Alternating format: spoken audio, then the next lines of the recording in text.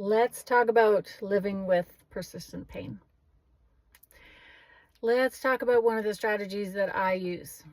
For some of you who know a little bit about my story, I have an autoimmune disorder that affects connective tissue. And so I live with persistent pain. So for some people, persistent pain can be in one location that, comes and goes, but it's persistently there. Other people, it's continuous pain in various parts of their body.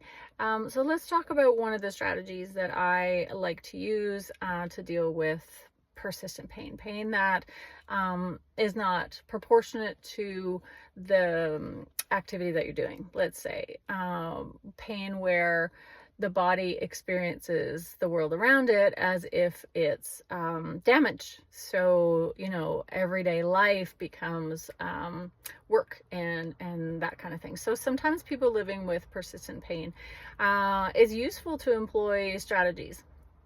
I have a lot of different strategies. The one I want to talk to you about today is work to rest ratio. So what that means is that if we think about work as everyday life. So work can be, something that you're doing, a task, walking around, moving around. So work can be anything from just sort of walking across the room to working at your job. And so then rest would be, more downtime, recovery, things like that. So there's 3 categories that I try to employ that strategy in. One is physical work to rest ratio. So 45 minutes to an hour of physical output, let's say at my job, then I have 10 to 15 minutes of rest to offset that amount of work. So another kind of physical activity, I might employ a different work to rest ratio, but I've learned over the years that kind of seems to be sustainable for me, so that I can get through a full work day if I employ those little breaks in between, as opposed to working straight for like 4 hours and then crash and then taking the rest of the day to recover from that. So work to rest ratio is a strategy of figuring out the amount of rest that you need to try to offset the work that you did. So physical work to rest ratio. And sometimes for me that changes. So let's say doing housework, if I'm not at my best in terms of my healthiest and I'm not regulating well, then a work to rest ratio might be 20 minutes of work, 10 minutes of rest, things like that. So that's physical work to rest ratio. There's also a mental and emotional component as well. So emotional work to rest ratio, that might be me figuring out how much emotional capacity that I have. So emotional work might be talking with somebody in a social environment. It might be going to a party. It might be holding space for somebody who needs to vent.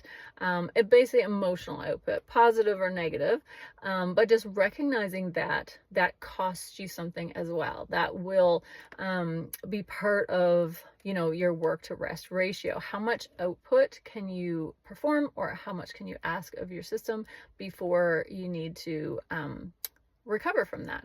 And then mental would be sort of doing difficult tasks, or maybe not even difficult. It might be mentally sort of deciding your schedule, mentally sort of, planning your grocery list. It could be doing your taxes. It could be anything. It's sort of mental output. So learning what your capacity is, and then putting strategies in place to sort of make sure that you don't hit your max capacity before you employ a rest.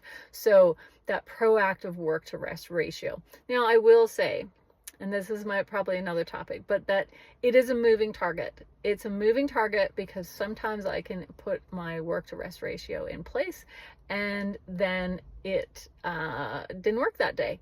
And so that's where we start to employ some of our other strategies in terms of how do we deal with that moving target, and how do we kind of roll with it and deal with some of the emotional impact of maybe not being at our best when we thought that we were going to do well that day. So that's the strategy, work to rest ratio, and starting to look at tasks, both mental, emotional, and physical, in that lens. So hope that helps. And of course, big topic, pain and how to live with varying degrees of pain. So we'll get into it a little bit more in some other episodes.